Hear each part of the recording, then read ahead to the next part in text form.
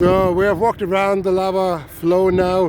Here's the furthest extent to the north, and there's my team here. We've been sampling, and over there's the science hill with all the scientists, and there's a fence separating it from the tourist hill, which is over there.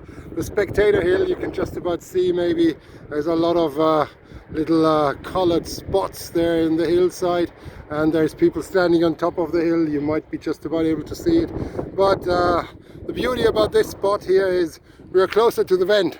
So here's the vent, and let's see, I should be able to zoom in a little more.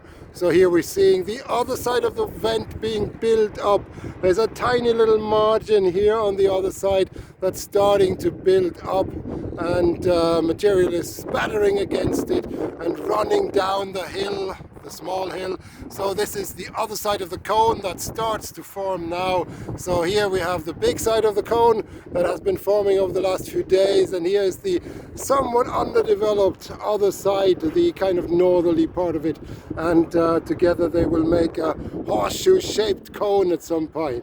So here we are, and here we have the little vent in front, and then the main vent underneath. The wind is picking up a little, I'm terribly sorry, so the sound might not be ideal, but I can't do that differently because I'm here to work and not to record so many videos, I guess.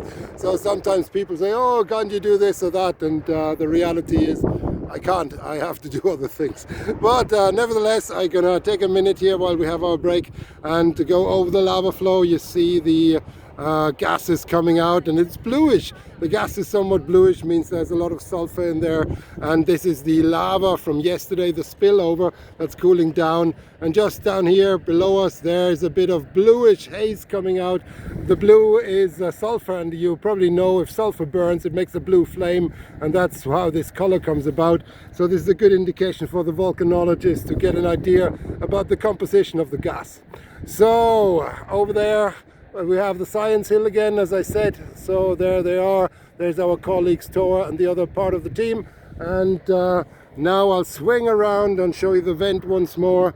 And then beyond the vent is the lava field extending to the south into some of the other valleys.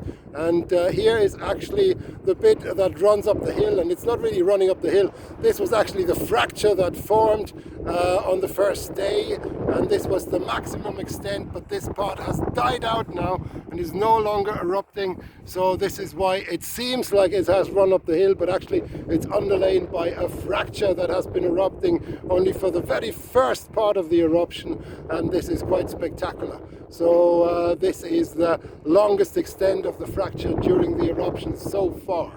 So thank you very much, and I'll close with some spectacular eruption pictures here from the vent. The activity is Strombolian right now, and low fire fountains, and coming from one main vent and several smaller ones, plus some lava flows that are cooling down, and it fills up the pond. The pond is just here, and sooner or later the pond will spill over again and make another outbreak, as we've seen yesterday. So thank you very much. I hope you enjoyed this, and I'll report back a little later.